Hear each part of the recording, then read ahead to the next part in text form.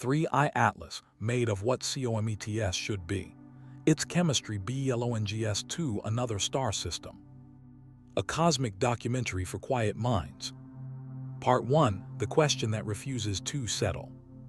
Sometimes science just won't play along. You run the numbers, check the equipment, try again and again. Different telescopes, different nights, and everything still comes back weird.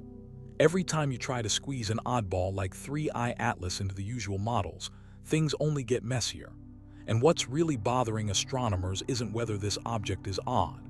It's the creeping suspicion that maybe, all this time, we've boxed ourselves in with a definition of comets that just isn't big enough. Quick side note before we go deeper. Making these documentaries takes a lot of work. Researching, fact-checking, writing, editing, it's a whole process. If you like what we do, if you're into these stories about the unknown, hit subscribe or leave a like. It's not just about numbers. It tells us that you care about this stuff too, that curiosity is still alive and well. Thanks for being here. But back to the comet.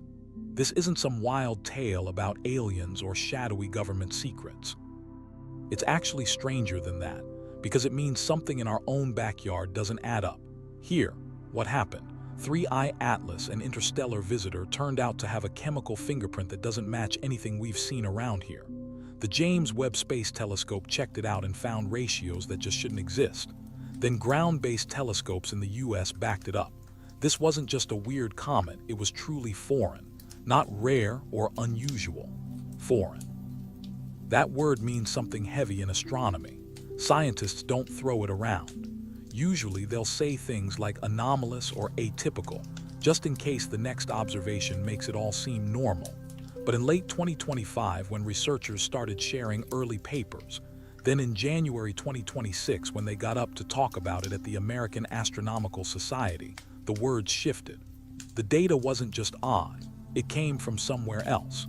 Picture this. You're in a lab holding a rock you know came from Earth.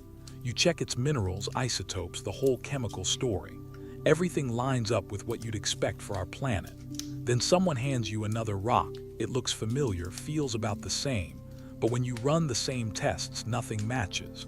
The minerals combine in ways that just don't happen here. The isotopes tell a story that could only happen somewhere else. That's what foreign means. Not alien like in sci-fi, just not from here, shaped by a different world. 3IATLAS is that rock, only it's mostly ice, not stone. And somewhere else really means another star system, maybe tens, hundreds, or thousands of light years away, in a part of the galaxy where planets and comets form under rules we're only starting to imagine. Comets are supposed to be familiar. They're dirty snowballs, right? That's what Carl Sagan called them. Water ice, a bit of carbon dioxide, dust, maybe some organics. Chemistry changes a little from comet to comet, but water always leads the way. That's the pattern in our solar system. But 3IATLAS, it breaks that pattern so completely that scientists started wondering if it was even born under the same conditions. Maybe it formed in a place where temperature, pressure, and available stuff were just nothing like what shaped the comets we know. The discovery unfolded bit by bit. First, astronomers realized 3IATLAS was moving too fast to be part of our solar system. That made it interstellar, the third confirmed visitor from out there. Cool, but not world-shaking. Then they started breaking down its light molecule by molecule. Telescopes everywhere looked for the usual signatures. What they found was a coma, a cloud of gas and dust, where carbon dioxide, not water, took center stage. The CO2 to H2O ratio was off the charts, higher than anything on record. 3IATLAS didn't just stretch the old categories, it broke right out of them. Spectroscopy lets us peek into the universe's secrets just by looking at light. When molecules in a comet's coma soak up and spit out photons, they do it at very specific wavelengths. Basically, each molecule leaves its own calling card, thanks to quantum mechanics. Take water, for example. When sunlight hits it, some of those molecules break apart and create hydroxyl radicals, OH, which glow in the ultraviolet. Carbon dioxide, on the other hand, lights up in the infrared, especially around 4.3 micrometers. Carbon monoxide has its own unique signal, too. By measuring how strong these different signals are, astronomers figure out how much of each molecule the comet's coma holds. Now, when astronomers turned their telescopes on 3I-ATLAS, they got a real surprise. The CO2 signal in the infrared was so strong, people started to wonder if something had gone wrong. Maybe the instruments needed to be recalibrated. Maybe there was contamination or the data got messed up on its way through the atmosphere. But it wasn't a glitch. Independent teams using different observatories kept seeing the same thing. Carbon dioxide was the main player, way ahead of water, by more than double actually. At first, some folks thought this had to be some kind of observational mistake. Maybe there was more water hiding in the coma, or maybe the angle was off, or something else had thrown off the readings. But then the flood of data came in, from NASA's infrared telescopes, the Atacama Large Millimeter Array down in Chile, optical telescopes in Arizona and Hawaii, all confirming the same story. Carbon dioxide dominated. Water was there, but it was playing second fiddle. The whole chemical profile was upside down from what we see in comets that come from our own solar system. And this matters. The chemistry of a comet doesn't just tell us what's in it. It's a fingerprint of where it's from. The ratios of different ices, the mix of molecules, the isotopic clues, they all hold the memory of the environment that built the comet. Look at a typical Oort cloud comet, and you're seeing a frozen piece of the solar system's baby pictures, all the way back to when the sun and planets were still forming from a giant cloud of gas and dust. So when an interstellar visitor shows up with a recipe that's totally different, it's a message. This thing was born somewhere else, in conditions nothing like ours. The James Webb Space Telescope, JWST, really drove this point home. Webb's infrared eyes can pick out the fingerprints of specific molecules with incredible precision. When astronomers pointed JWST at 3I-ATLAS, they didn't just find carbon dioxide and water. They also spotted traces of carbon monoxide, carbonyl sulfide, and other oddball volatiles. The proportions didn't match anything seen in solar system comets, not even close. It was like cracking open a rock and finding minerals that just don't exist on Earth. Webb caught 3I-ATLAS twice, in August and October 2025, using both the near-infrared spectrograph, NIRSpec, and the mid-infrared instrument, MIRI. They managed this thanks to a special director's discretionary early release science program, which lets astronomers respond to fleeting targets fast. NIRSpec zeroed in on the 2.7 to 5.2 micrometer range, prime territory for spotting water, carbon dioxide, and carbon monoxide. The resolution was good enough to separate out fine details, even measuring the gas temperature by the shape of the lines. What they saw was wild. CO2 was way stronger than anyone expected, and the coma gas was colder than what you typically get at that distance from the sun. Then there's MIRI, which looked at longer wavelengths from 5 to 28 micrometers. It picked up even more molecules. Carbonyl sulfide, OCS, which you hardly ever see in comets, showed up clear as day. There were hints of methanol, CH3OH, and maybe even formaldehyde, H2CO. Sure, these organics aren't unheard of in comets, but the mix was odd. Compared to water, their levels were unusually high. All signs pointed to 3I-ATLAS having a richer, more complex organic chemistry than most comets from our own solar system. NASA scientists have been pretty clear about this. The weird chemistry isn't a fluke. It's not a bad reading. It's not some glitch in the data. 3I-ATLAS really does have a makeup that stands out from every other comet we've ever studied up close in our solar system. Most experts say this just shows how wildly different planetary systems can be across the galaxy. Different stars, different chemistry, you know the drill. But there's a nagging feeling underneath all of it. If an interstellar comet like 3I-ATLAS can be this odd, what else might we be missing about the stuff swirling around in our own neighborhood? The thing that keeps people up at night isn't just that 3I-ATLAS is strange. It's that it might not be the only one. If this is what one interstellar visitor looks like, what about the rest? What if the galaxy is packed with comets that don't follow the rules we thought were universal? That would mean our whole way of thinking about how planetary systems form, how ices and gases move around, how organic chemistry works in all these other corners of the universe. Maybe it's all based on a sample size that's just way too small. We've always used our own solar system as the blueprint, believing it's typical. But 3IATLAS is the hint that maybe it's the outlier. And here, where it gets even more interesting. If 3IATLAS is carrying the chemical fingerprints of some distant star system, what can its ices actually tell us? What was the temperature like where it formed? What kinds of elements were floating around in that dusty disk? Was its star burning hot and young, or was it older and cooler? Did planets form there, and if they did, what kind of places are they, shaped by such a different set of ingredients? These are the kinds of questions that gnaw at scientists, not because they threaten the basics, physics isn't going anywhere, but because they show just how little we've really seen. The universe is bigger, weirder, and more varied than our models ever accounted for, and 3IATLAS with its alien chemistry is forcing us to face that head-on. So yeah, this is a story about chemistry and about ice, about molecules locked in darkness for eons. But it's also about how much we still don't know, about the humility it takes to admit that, and about the slow, stubborn work of changing our minds, one new observation at a time. The data keeps coming. Telescopes stay pointed. Every fresh measurement gets us a little closer, not just to understanding where 3IATLAS came from, but to figuring out what its journey says about our own place in this wildly diverse galaxy. Let's get started. Part 2, the expected discovery.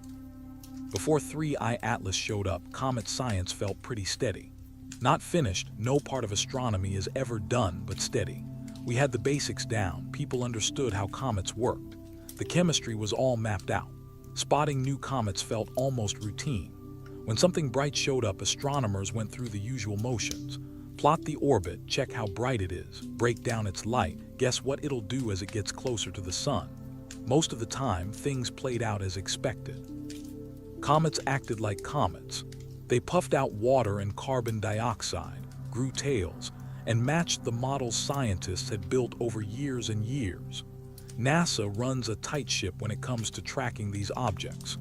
The Jet Propulsion Lab in Pasadena oversees a giant catalog of comets and anything that might be dangerous. Night after night, telescopes like Interstellar in Hawaii and the Catalina Sky Survey in Arizona scan the sky, always watching for anything new moving against the stars. When they spot something unfamiliar, the software flags it. Humans double-check. Usually within a few days or weeks, they have a pretty good idea if the object is an asteroid near Earth, a long-period comet from the Oort cloud, or something else altogether. Most people never see this network in action. It just hums along in the background. Interstellar actually runs 2 big telescopes on top of Halakala in Maui, and when the weather's good, they image the whole sky they can see, night after night, ending up with hundreds of gigabytes of fresh data. Software sifts through all of it, comparing each picture to catalogs of known stars and galaxies. Anything that shows up one night but wasn't there before gets flagged. Most of these are old news, asteroids or satellites, but sometimes something genuinely new pops up. The Catalina Sky Survey does similar work from southern Arizona, using telescopes on Mount Lemmon and Mount Bigelow. Over the last 20 years, they've found thousands of near-Earth objects, helping NASA get closer to its goal of cataloging nearly all big, potentially dangerous asteroids. Their software is sharp. It picks out faint, fast-moving objects that blaze across the sky in just a few hours as they zip past Earth. When these systems catch something odd, the info shoots through a verification pipeline. The Minor Planet Center in Cambridge, Massachusetts, run by the Smithsonian Astrophysical Observatory, acts as the planet's clearinghouse for small solar system bodies. Astronomers everywhere send in their observations. The MPC crunches the numbers, refines orbits, hands out provisional names, and notifies the community if something looks especially interesting. Honestly, this whole setup works great for stuff in our own solar system. These objects stick to regular, sun-bound orbits, elliptical, sometimes nearly circular. The math is pretty straightforward, but interstellar objects, they play by different rules. Their paths are hyperbolic, wide-open curves that just pass through once and never come back. To spot that kind of trajectory, astronomers need weeks or months of observations, tracking positions with real precision, and double-checking models to make sure they're not just seeing some weird error or a planet's gravity messing with the data. Scientists figured interstellar visitors must exist. When planetary systems form, gravity slingshots some comets and asteroids right out of their home systems, fast enough to leave their star behind. These wanderers drift through the galaxy for millions or even billions of years, until by pure chance, one passes through a star system like ours. The first time we caught one for sure was in 2017 when Oumuamua showed up. It was weird, small, stretched out, tumbling, flying too fast for the sun to grab it. Its arrival was a jolt. Suddenly, it wasn't just theory. Bits of other star systems really could make it here. Scientists raced to point their telescopes at it, but Oumuamua was faint and moving quick. By the time the big observatories could get a good look, it was already heading away from the sun, out of reach. The data we got was thin, frustratingly thin. So questions about what it was made of, what shape it had, or how it behaved are still hanging in the air. 2 years later, 3I/slash Borisov showed up. This one was unmistakably a comet, Comet, outgassing the whole package. It released water and carbon monoxide, and its spectrum matched the kind of comets we already knew from our own solar system. Borisov was a relief. It hinted that most interstellar visitors would look familiar, that the basic rules of comet formation hold up everywhere, and while the details might shift, the big picture stays the same. Then 3IATLAS arrived in July 2025. The Asteroid Terrestrial Impact Last Alert System, ATLAS, out in Hawaii, partly backed by NASA, spotted it. At first, it seemed routine, just another faint smudge drifting across the stars. The first calculations said it was probably a long-period comet from the Oort cloud, but as the data rolled in, the orbit got weird, hyperbolic, not tied to the sun at all. Eccentricity over 1. This thing was just passing through, another interstellar wanderer. Astronomers jumped on it. Here was the chance they'd wanted. Unlike Oumuamua, 3IATLAS showed up early enough that people had months to observe it. And unlike Borisov, which kept its distance, this one was coming closer to Earth, brighter, easier to study. NASA sent out alerts. Telescopes all over the US and the world scrambled to track it.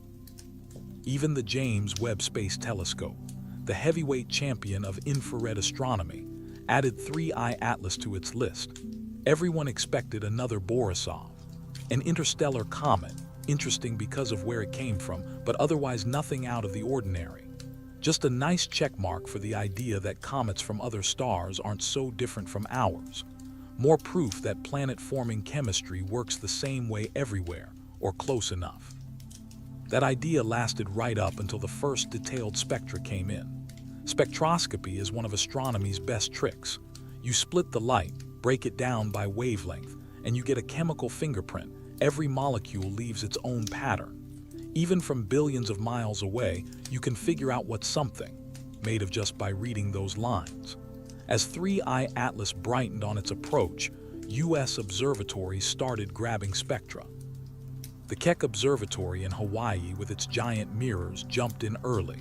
Same with Gemini North and Apache Point in New Mexico. These places have the gear to pick up even faint gas lines from a comet's coma. Right away, things got weird. The spectrum showed strong carbon dioxide emission lines, not unusual in itself. Plenty of comets blow off CO2, but the balance was off. Normally, water rules the show. It's the main ice in comets. When sunlight hits, water vaporizes and creates a thick cloud of H2O, which quickly breaks apart into OH radicals under ultraviolet light. Those OH lines are usually easy to spot, but in 3IATLAS, the OH lines were faint, way too faint for a comet this bright. Meanwhile, the CO2 lines were blazing. The usual ratio was flipped. This wasn't just a comet with a bit more carbon dioxide than average. Here, carbon dioxide was the main volatile, and water was a distant second. At first, some folks wondered if it was just an observational quirk. Maybe the water was there, but the comet's rotation or the direction of the jets meant the OH emissions weren't aimed toward Earth. Maybe the nucleus had a CO2-rich crust and a water-rich core, and we were only seeing the surface layer vaporize. As more data rolled in, the old theories just didn't hold up. The James Webb Space Telescope jumped in with its infrared eyes and settled things. Carbon dioxide dominated. Webb picked up the unique vibrational signature of CO2 directly. No need to guess from ultraviolet emissions. The readings were clear as day. The coma around 3IATLAS was loaded with carbon dioxide. Sure, there was water, but it barely registered by comparison. Scientists started pulling up charts, checking 3IATLAS against every comet they knew. Most comets in the solar system fall somewhere between 10% to 50% carbon dioxide compared to water. Sometimes, rarely, you get them at a 1:1 ratio. But 3IATLAS, some numbers put it above a 2:1 ratio. That's off the map. So why does this matter? The mix of ices inside a comet reveals where and when it first came together. Back when the solar system was just a disk of gas and dust, temperatures dropped the farther you got from the sun. Too close, and it was all just hot rock. Move out past the so-called frost line, and things cooled enough for water ice to freeze. Go even farther, and the really volatile stuff, carbon dioxide, carbon monoxide, ammonia, methane, could stick around too. Comets born just beyond the water frost line usually end up packed with water ice. Push farther out into the deep freeze, and you pick up those supervolatile ices like CO and CO2. So, simply put, the ratio of water to carbon dioxide acts like a tag. It tells you where the comet came from and how cold it was there. With 3IATLAS, the chemistry hints at an origin in a much colder spot than anything in our own solar system, or maybe somewhere with a lot more carbon dioxide floating around. Maybe its home star was different, cooler, or made of different stuff. Maybe the disk of material it formed from had its own quirks, different temperatures, different densities. Whatever the reason, the fingerprint doesn't match anything we've seen locally. When NASA scientists shared these early results at the 2025 American Astronomical Society meeting, they didn't overhype it, but they made it clear, 3IATLAS is strange. It doesn't fit the mold for comets we know. The best guess. There's just a lot more variety out there. Different stars, different birthplaces, different chemistry. That makes sense, really. The galaxy is packed with hundreds of billions of stars, each with its own story. Not every system is going to look like ours. Still, you could sense some nerves in the room. If 3IATLAS is typical for comets in the galaxy, and water-rich comets like ours are actually rare, then maybe we've been looking at things the wrong way. Life as we know it depends on water. If other systems have less of it, that could mean habitable worlds aren't as common as we hoped. Or maybe water is everywhere, just delivered in a different way, comets with a different recipe mixing things up. Either way, it changes how we think about the origins of Earth's oceans. What should have been a straightforward discovery turned into something weird and exciting. The usual ways of thinking about comets started to buckle under all this new information. By the time autumn faded into winter in 2025, and 3IATLAS kept cruising through the solar system, researchers felt uneasy, not because something was off with the data, but because it was right. And it was nudging them toward answers nobody quite understood yet. This is how science progresses, not in dramatic eureka moments, but in quiet realizations that the map you've been using is missing entire territories. The discovery of 3IATLAS's strange chemistry was one of those realizations, and it was only the beginning. Part 3, when the data refuses to behave. There's a special kind of tension that creeps in when you keep getting the same results over and over, but they just don't fit. The data lines up, sure, but not with the models. Each new observation only means you've got to tweak the assumptions a little more. It's the sort of thing that makes you wonder if you've been looking at everything the wrong way. Sometimes, the simplest explanation, the one staring you in the face, would force you to rethink what you thought you knew about a whole category of objects. By September 2025, 3IATLAS had swung past the sun and was heading back out into deep space. This is the part of a comet's journey when things really happen. The sun's heat is at its peak, so the ice starts to sublimate fast, and the comet throws off gas and dust in a spectacular show. It's also the perfect time for spectroscopy. The coma glows brightest, and the molecular fingerprints stand out. NASA and just about every big telescope in the US kicked their observing schedules into high gear. What came back from those nights just made things weirder. September brought long, quiet nights at the summit of Mauna Kea in Hawaii. Astronomers worked in shifts at the Keck Observatory, grabbing every clear hour they could. Up there, at over 4,000 meters, the air, so thin the stars barely twinkle. Inside the dome, the two giant Keck telescopes moved with silent precision, sometimes both locked onto 3IATLAS, one focusing on visible light, the other on the near-infrared. Spectroscopy at this level isn't just about the tech, it's a kind of craft. A comet's light is weak, stretched out across the coma, tangled up with sunlight and background noise. You need long exposures, sometimes more than an hour, and the telescope has to track the moving comet almost perfectly. The tiniest shake, the slightest hiccup from the atmosphere, and the data gets smeared. The astronomers did most of their work in near darkness, faces lit by the soft glow of computer screens. The control room stayed quiet except for the low voices trading thoughts about exposure times and whether the data looked clean enough to keep going. Outside, through the slit in the dome, the sky was jet black, crammed with more stars than most people ever see.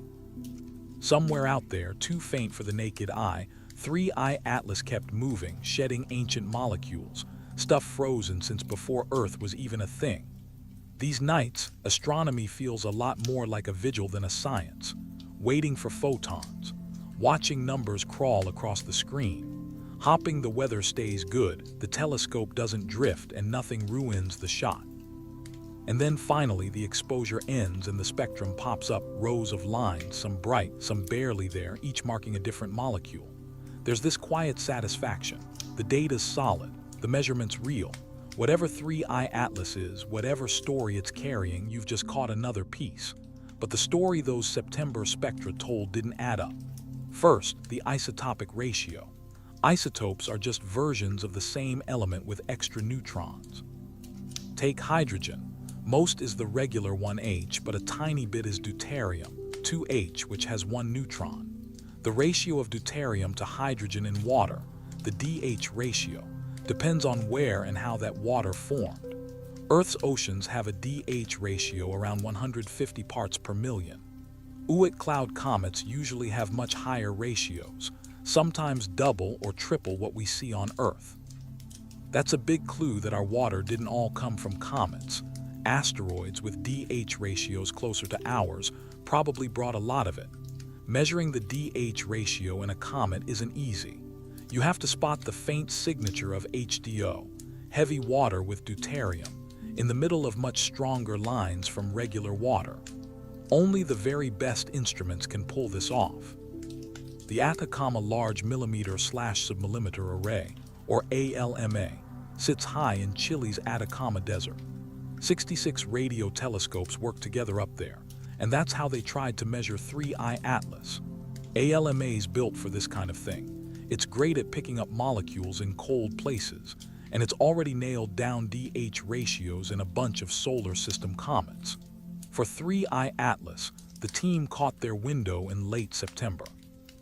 The comet was still shining, but far enough from the sun that stray sunlight didn't mess with the data. ALMA's perched 5,000 meters up on the Chajnantor Plateau, surrounded by some of the driest air you'll ever find. That's no accident. Water vapor eats up the very wavelengths ALMA wants to see, so dry, thin air is a must. The telescopes themselves can roll around the plateau on giant transporters, lining up in different patterns. When they spread out, the whole system acts as a single, enormous telescope, up to 16 kilometers across. But for this comet, they packed the telescopes closer together, tuning the setup to catch faint, spread-out emissions from the coma. Getting these measurements is no cakewalk.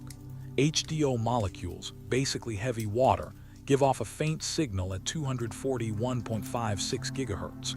Regular water, at 557 gigahertz. Both are buried deep in noise, so the team had to stack up hours of data just to tease out a signal. Led by researchers from the National Radio Astronomy Observatory in Virginia, they spent 3 nights on this, racking up 12 hours pointed right at the comet. And the payoff? It's a mixed bag. ALMA picked up water vapor, but the HDO signal barely poked above the noise. The DH ratio they calculated came with big error bars. Still, the main value they got was higher than what we see in most solar system comets, maybe 5 times higher than Earth's oceans. If that's real, it tells a wild story. The water ice in 3I/ATLAS must have formed in a place much colder than anywhere in our own solar system, maybe far from its home star, or maybe even in a molecular cloud with a totally different chemical history. But no one's popping champagne yet. The result's on shaky ground. When the ALMA team published their first look in the Astrophysical Journal Letters in October 2025, they made it clear, we need more data. If future work backs up that high DH ratio, 3I/ATLAS would rank among the most deuterium-rich comets ever, and that could mean interstellar comets carry water that's fundamentally different from what we've got out here. Then there's the carbon monoxide story. CO is about as volatile as comet ice gets. It turns to gas at much lower temperatures than water or even CO2. Usually, you don't see a ton of CO coming off comets until they're inside 2 astronomical units from the sun. But 3I/ATLAS was already venting CO beyond 3 AU. That's odd but not unheard of. Some Oort cloud comets do this. The weird part was how stubborn the CO emission was. Even after the comet swung past the sun and headed back out, the CO just kept coming, steady as ever. It's like there was a deep stash of CO ice under the surface, and as the comet turned, new patches kept getting exposed and venting off gas. The crew at Keck Observatory in Hawaii kept a close eye on this, grabbing spectra every few nights through September and October. Their data showed the CO wasn't just steady, it actually pulsed, peaking every 8 to 10 hours. That lines up with the comet's rotation. Looks like there are active spots on the surface that heat up and vent CO each time they spin into sunlight. With all this CO, plus the comet's brightness, the team could take a shot at estimating how much CO ice was packed inside the nucleus. And those numbers, way higher than what you see in typical solar system comets. If they're right, CO makes up a big chunk of 3I/ATLAS's mass. All signs point to a comet that formed in a place cold enough for CO ice to stick around, somewhere way out there, colder and more remote than anything in our solar system. Next up, the dust-to-gas ratio. Comets throw off gas as their ices heat up and vaporize, and they blast out dust too, tiny bits trapped in the ice that hitch a ride with the escaping gas. How much dust compared to gas? It varies from comet to comet, but usually you get a pretty good idea. Dusty comets show off with bright, wide tails. Gas-rich ones. Their tails are fainter, but their spectra light up with strong emission lines. 3I/ATLAS looked like a gas-rich comet. Its emission line stood out, but its dust tail, not so much. NASA's NEOWASE spacecraft checked it out in the infrared, where it can spot even faint thermal glows from dust. Turns out, this comet produced less dust than you'd expect for something that bright. So what's going on? Maybe the nucleus just doesn't have much dust. Maybe its dust grains are super tiny and the solar wind sweeps them away in a hurry. Or maybe the ice is sublimating in a way that just doesn't drag much dust along for the ride. Whatever's happening, it paints a picture of a comet that doesn't fit the usual pattern. In our solar system, comets tend to follow a rule. If you see a certain amount of gas, you expect a certain amount of dust. 3I/ATLAS breaks that rule, leaning heavy toward gas. If this is normal for interstellar comets, or for comets born in different kinds of planetary systems, it hints that mixing ice and dust when planets form isn't a one-size-fits-all process. The details can really change. Now maybe the most surprising thing, the polarimetry. Okay, this one's a bit technical, but stick with me. Polarimetry looks at how light gets polarized, basically how its direction gets organized when it bounces off particles.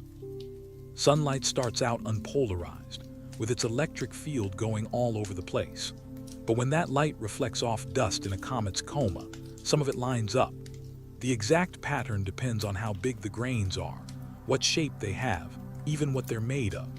A team at Lowell Observatory in Arizona used their 1.5-meter telescope to measure how the light from 3I/ATLAS was polarized over several weeks in August and September 2025. They sent their results to Icarus in October, and what they found was odd.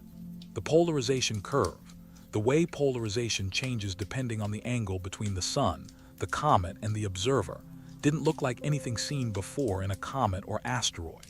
Here, what stood out? The negative polarization branch, which you see at small phase angles, was much deeper and narrower than expected. Polarization hit about -3.1% at a phase angle of 15 degrees. For most solar system comets, the numbers are more like -1.5% to -2%.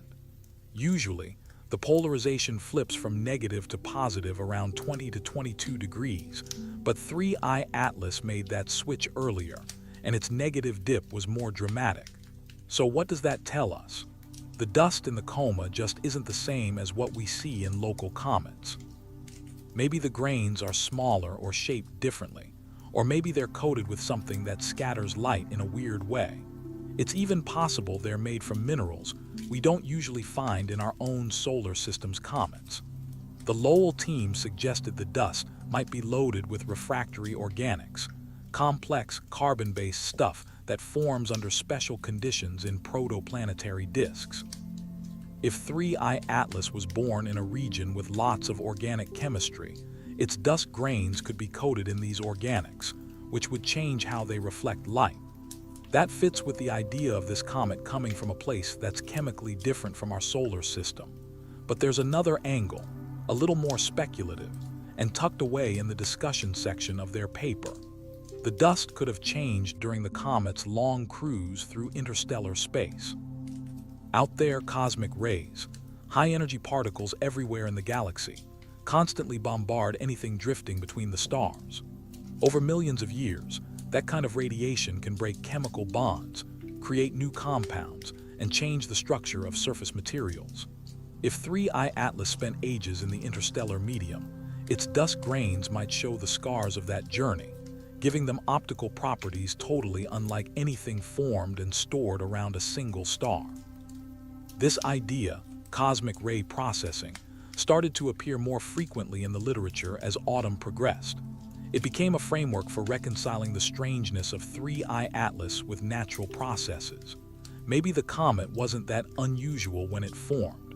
Maybe its chemistry and dust properties were altered by the environment it traveled through for eons before arriving here. This is a testable hypothesis, in principle.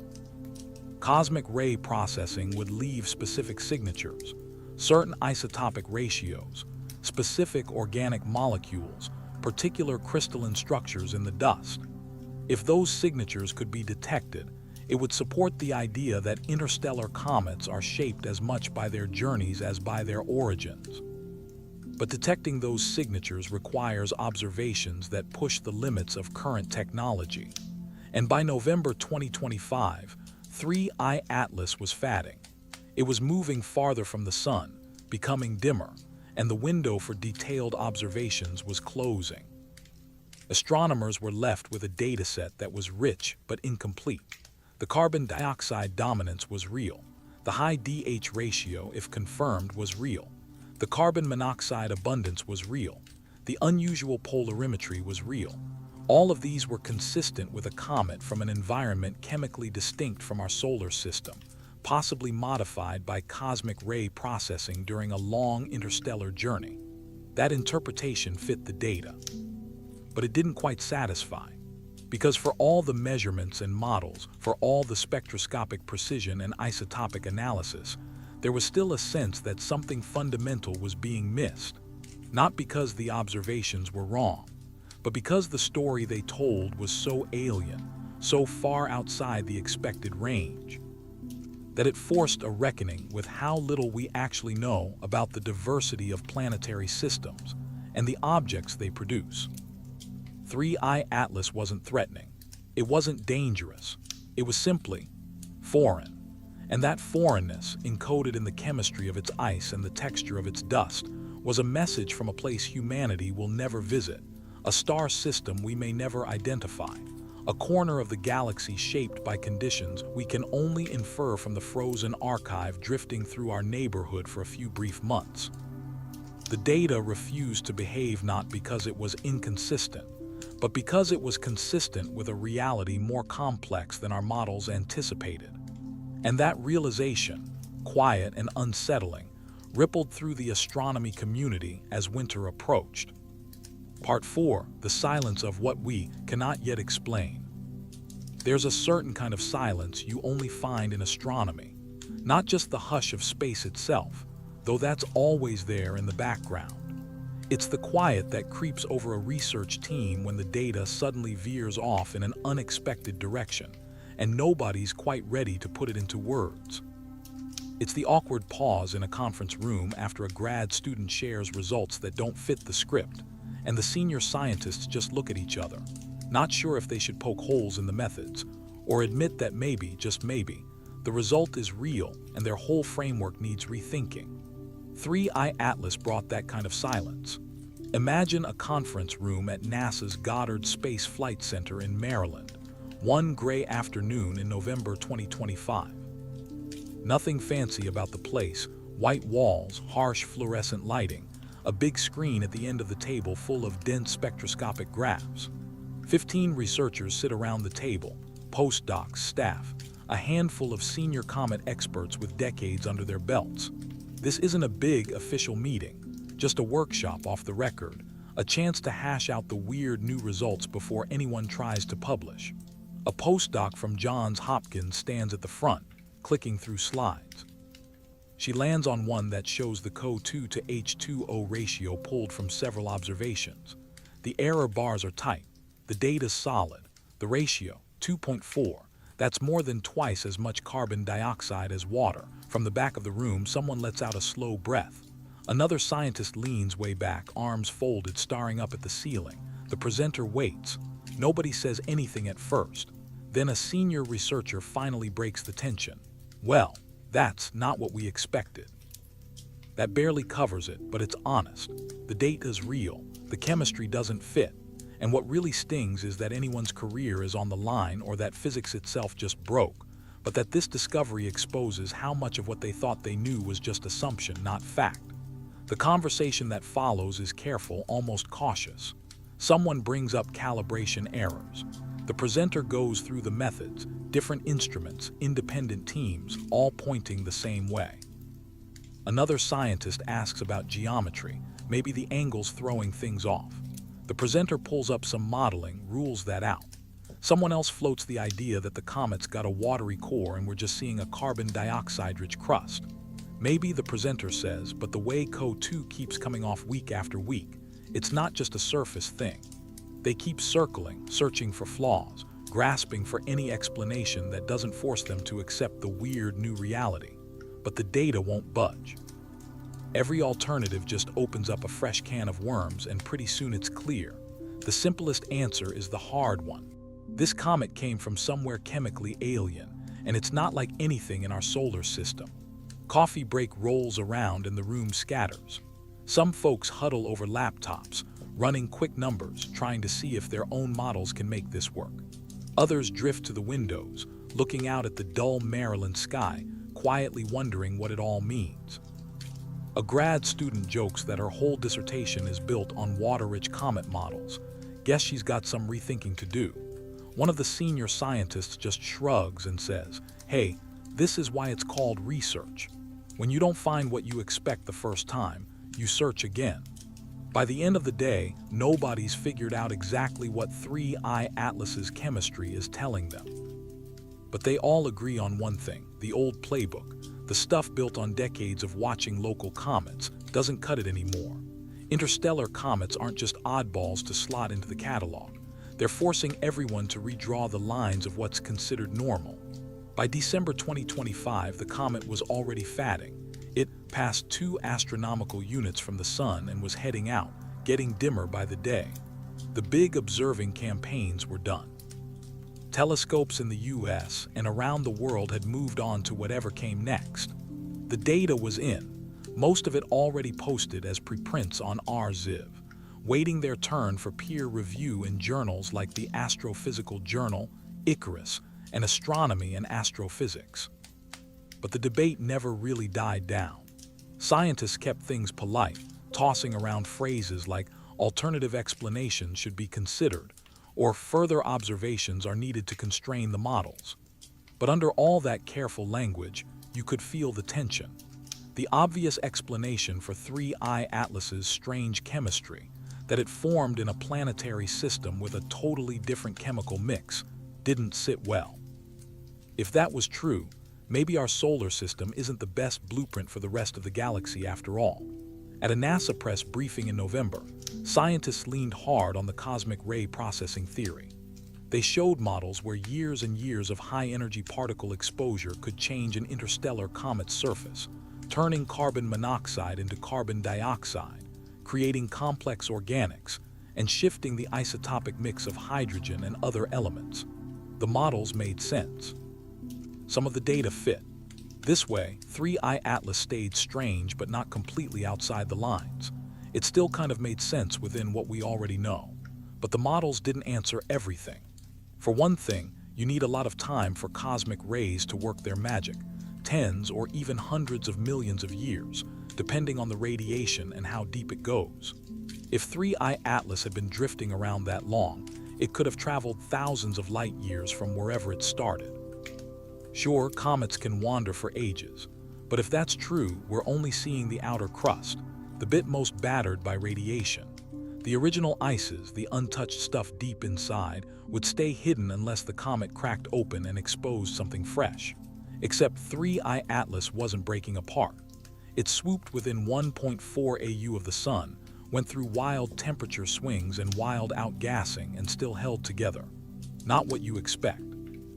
Comets are usually fragile. They fall apart under much less. So maybe this one is built tougher than most, or maybe it's just smaller and more tightly packed than we thought. And figuring out the size, that was a headache. The nucleus sits buried in the coma, wrapped in layers of dust and gas, so it's tough to tell where the solid core ends and the fuzz begins.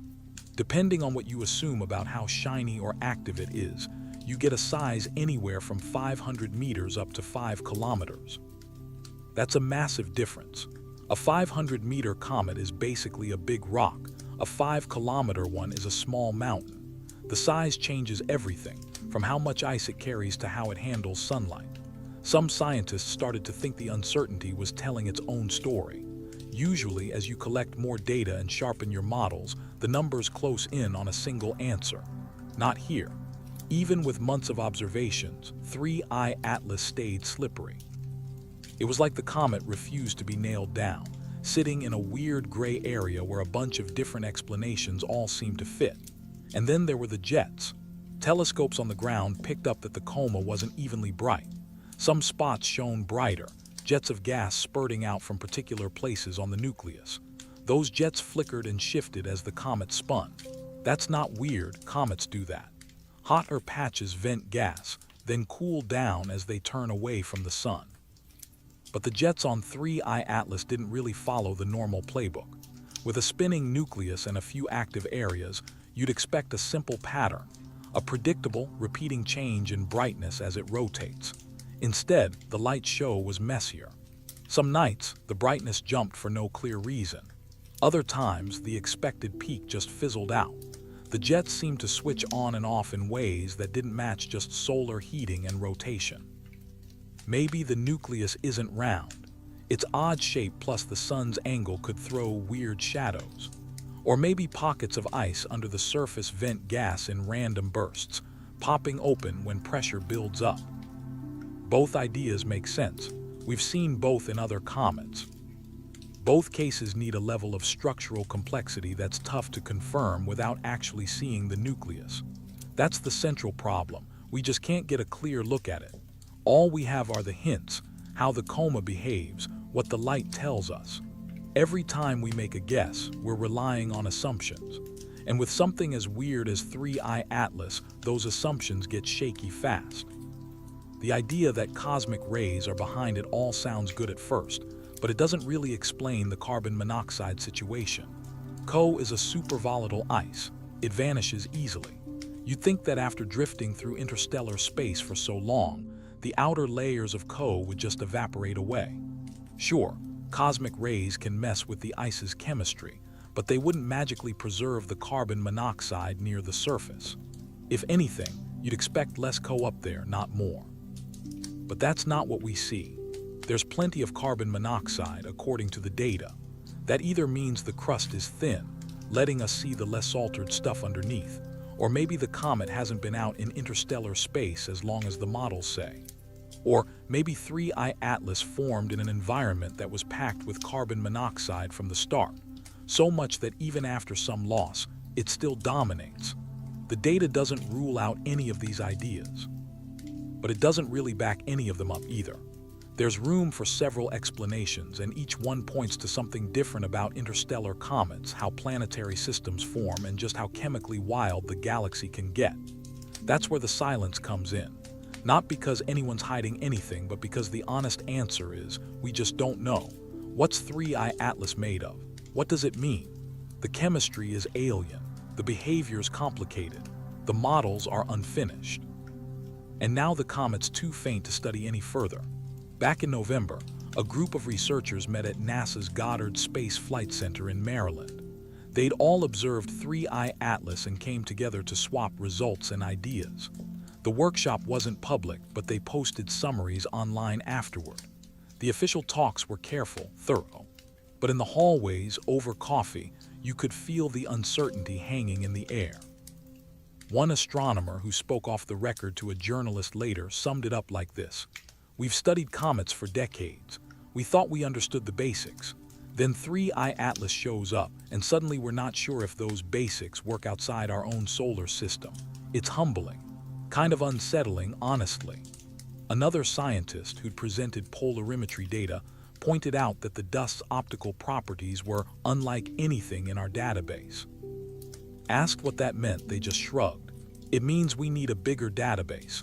We need more interstellar objects so we can figure out if 3IATLAS is a one-off or the start of a pattern. Right now, we've got 3. That's nowhere near enough to draw big conclusions." The peer review process dragged on. By January 2026, a few papers had made it through and got published. Others were still stuck in review. Some got rejected, not because they were wrong, but because reviewers didn't think the data backed up the claims. Science moves slowly for a reason. Big claims need big evidence.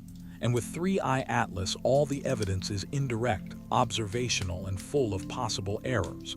If you want to claim, "This comet proves planetary systems can be completely different from ours," you need rock-solid proof. Most researchers played it safe. They described what they saw, pointed out how 3IATLAS doesn't fit the solar system mold, and suggested it was an interesting case for the diversity of comet chemistry. Fair enough. But in a way, it's a bit of a dodge, because the data isn't just showing diversity. It's showing a gap, a chemical regime our solar system doesn't touch, but that's clearly out there somewhere. And gaps like that are uncomfortable. They force you to ask hard questions.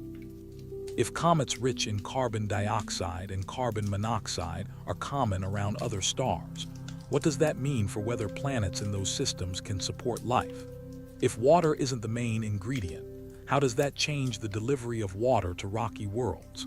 If isotopic ratios are always higher than what we see here, what does that say about the conditions in those distant disks?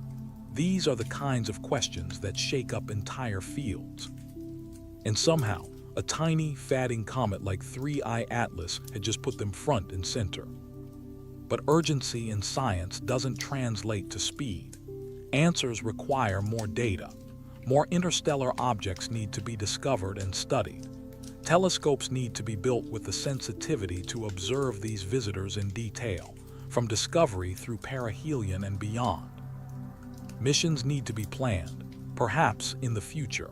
A spacecraft that could intercept an interstellar comet and study it up close, taking samples, imaging the nucleus, measuring the composition directly rather than inferring it from spectra. That future is years, maybe decades away. For now, 3IATLAS is a data set, a collection of spectra, images, photometry, and polarimetry. A snapshot of a moment in 2025 when an object from another star system passed through ours and didn't quite make sense. And in the silence, in the pauses between conference talks, in the uncertainty woven through the scientific papers, there's a recognition. The universe is not obligated to be comprehensible. It's not required to fit our models. Every so often, it sends something like 3IATLAS to remind us of that. Not as a threat, not as a test, just as a fact. The chemistry belongs to another star system, and we're still learning what that means. Part 5, the question that remains. By February 2026, 3IATLAS has already slipped out past 3 astronomical units from the Sun, fatting into the dark outskirts of the solar system. At this point, it's so dim, magnitude 20 or fainter, that even the biggest telescopes struggle to spot it. Give it a few more months and it'll disappear from view completely. We'll know where it's going well enough to predict its future path, but actually seeing it, out of the question. In a few years, it'll swing past Jupiter's orbit. In a few decades, it'll be gone, out of the solar system, drifting through the galaxy as just another interstellar wanderer. Maybe, millions of years from now, it'll pass near another star. Someone out there might catch a glimpse and wonder about its story just like we did. The observing part is over. Now comes the slow, meticulous work, figuring out what the data means, piecing together what 3IATLAS can tell us about comets, planetary systems, and the wild chemistry scattered across the galaxy. Where does this happen? In offices and labs that are anything but dramatic. They're not silent exactly. You'll hear computers humming, a stray conversation from down the hall, someone tapping a keyboard. But the real drama plays out in people's heads. A researcher stares at a screen full of spectral lines, trying to force the data to fit a model. The first try doesn't work. They tweak it. It fits a little better, but now something else looks off. Another tweak. Again and again, chasing a decent match, or finally admitting there just isn't enough data to solve the puzzle. That's how astronomy moves forward. Not with sudden breakthroughs, but with patient, stubborn refinement, slowly tightening the fit between models and reality, and noticing when the pieces just refuse to fit. Some things are clear, though. 3IATLAS isn't like the comets born in our solar system. Its makeup, rich in carbon dioxide, loaded with carbon monoxide, maybe sporting a high deuterium to hydrogen ratio, puts it outside the range of anything formed in our protoplanetary disk. That's not a guess. We measured it, we know. What does that actually mean? That's trickier.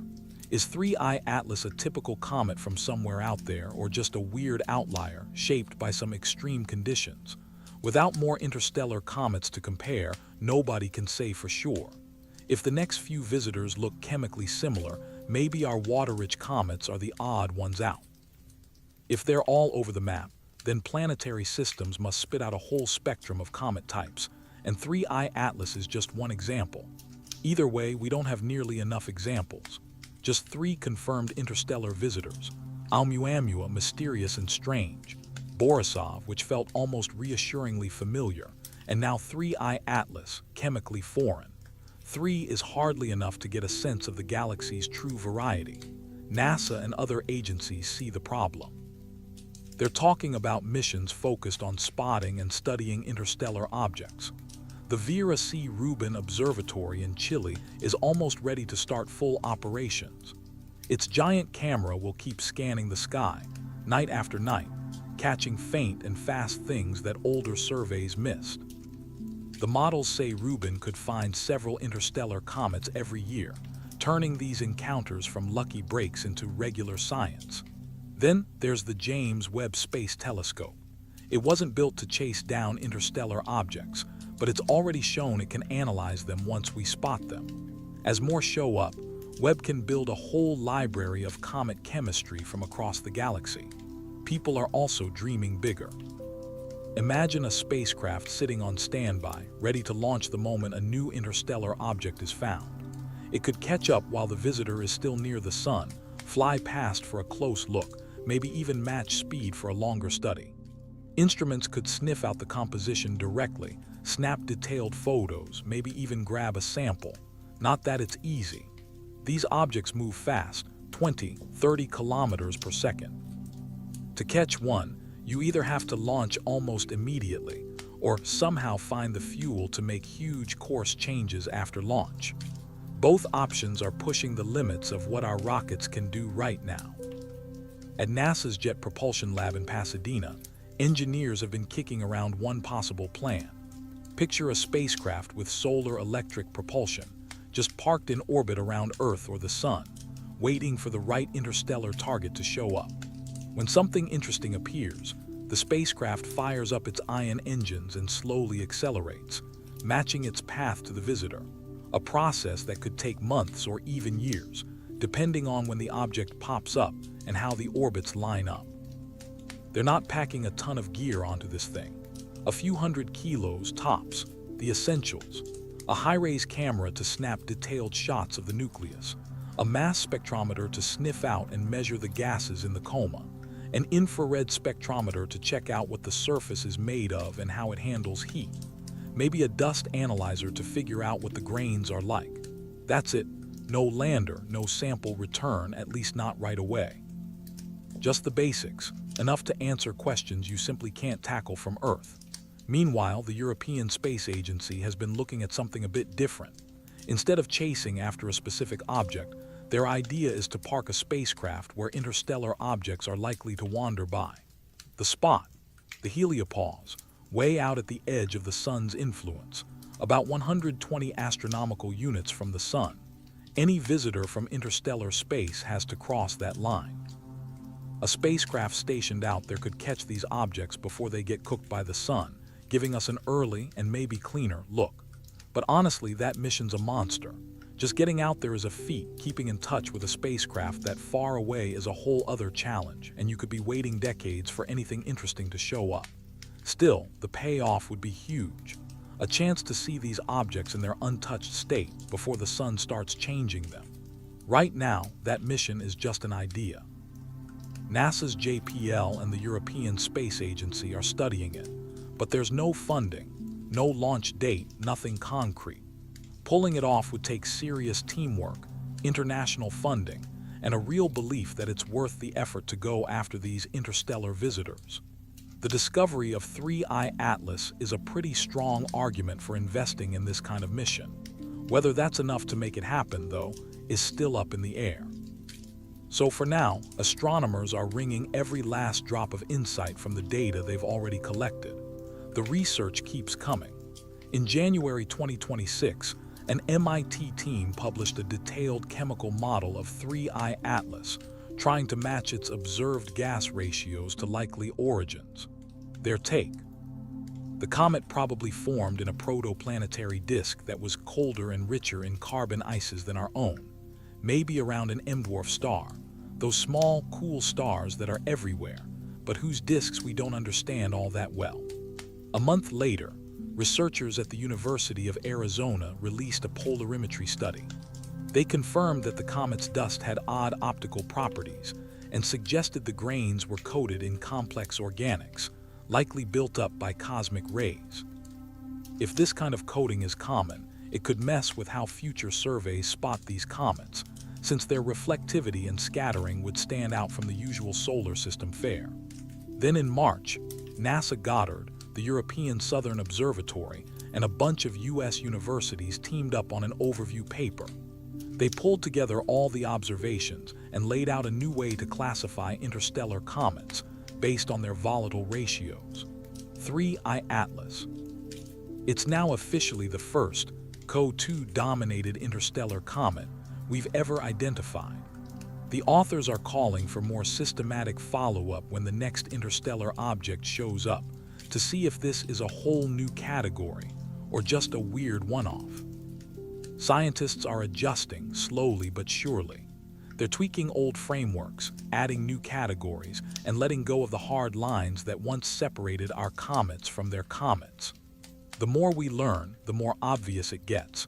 Formation conditions out there aren't all the same, and the stuff that forms under those conditions gets weirdly diverse. But even as the field moves forward, there's this lingering question. Nobody really says it outright in official papers, but you can feel it hanging in the background.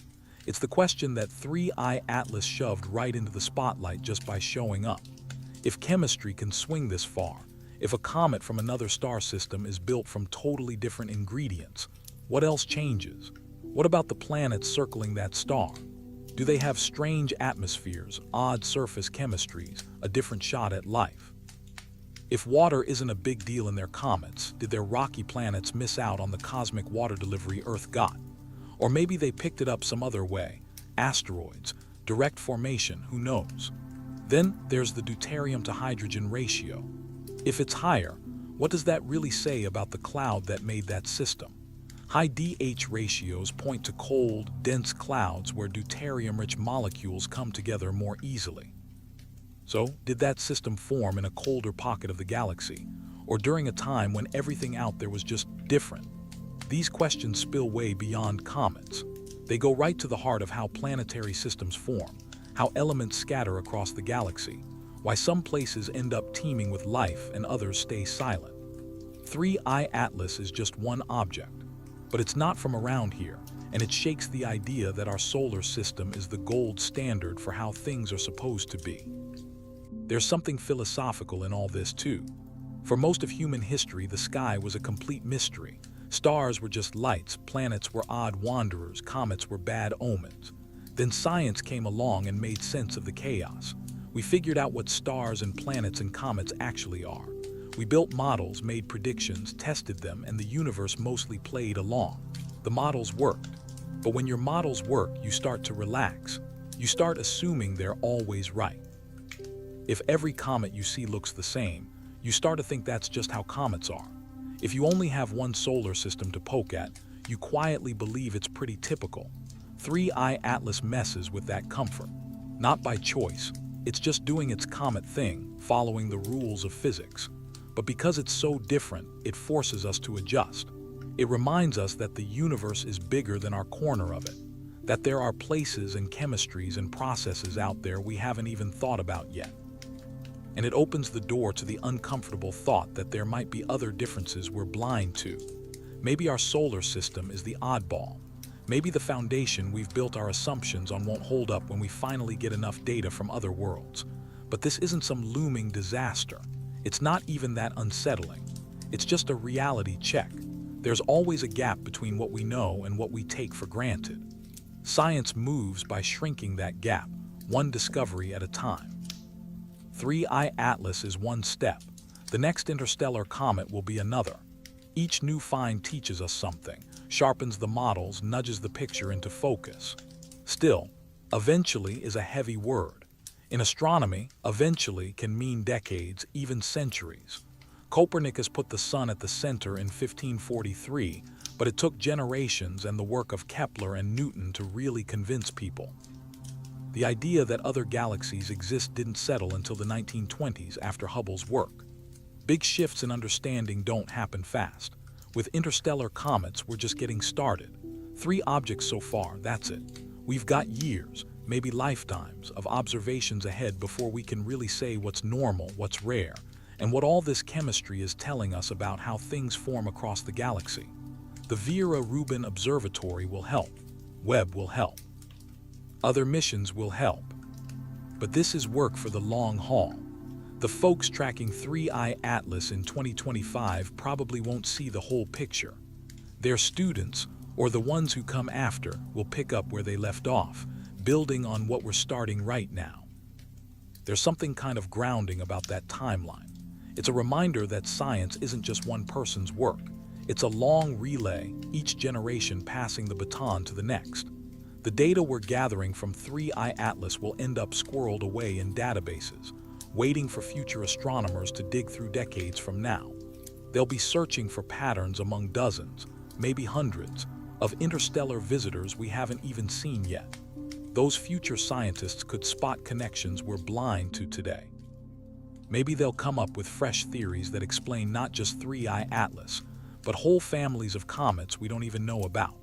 Or maybe they'll find every interstellar comet is a rule breaker, each one with its own weird mix of chemicals, too quirky for a single model to fit. Either way, our view of the universe shifts. If these comets are all over the place chemically, that tells us planetary systems are wilder and more varied than we thought. The recipe for planets and life doesn't follow a master template. It's a unique arrangement every time, star by star. But if these comets do follow patterns, that means there are hidden rules shaping stars and planets, patterns we can tease out and understand, pulling a bit of order from the galaxy's chaos. 3IATLAS isn't here to give us tidy answers. It throws new questions at us. And that's what makes it valuable. Not because it wraps things up, but because it cracks open new doors. Still, eventually is a long wait. Right now, 3IATLAS is on its way out. It's getting fainter and soon it'll disappear completely. Just a memory locked in spectroscopic readouts and photometric logs. Who knows when the next interstellar comet will show up? It could be years. Maybe it'll bring chemistry we've never seen, forcing us to rethink everything. Or maybe it'll look a lot like 3IATLAS, hinting that CO2-rich comets are common, and helping us map the galaxy's comet chemistry one visitor at a time. Truth is, we don't know, but that's the whole point. Science isn't about being sure, it's about slowly chipping away at uncertainty. 3IATLAS helped with that. Now we know these kinds of comets exist, they can reach us, and we can study them with the tools we have. But it left us with new puzzles. How often do we get comets like this? What conditions create them? What do they mean for planets and habitability? So the work rolls on. Telescopes keep sweeping the sky. Algorithms chew through mountains of data. Scientists write papers, argue, swap ideas at conferences. And somewhere out past Neptune, past the heliopause, past the sun's reach, 3IATLAS keeps drifting into the dark, still carrying the frozen story of another star. It showed up. We watched. It didn't totally add up. Now it's leaving, secrets intact, leaving us with nothing but questions and a thin hope that our next visitor will bring answers, or just more questions. Either way, the universe stays enormous. Chemistry belongs to stars we'll never see up close. And every once in a while, a piece of that far-off story swings by our corner of space, close enough to study, strange enough to matter. 3IATLAS was one of those rare visitors. There'll be more. We'll be ready.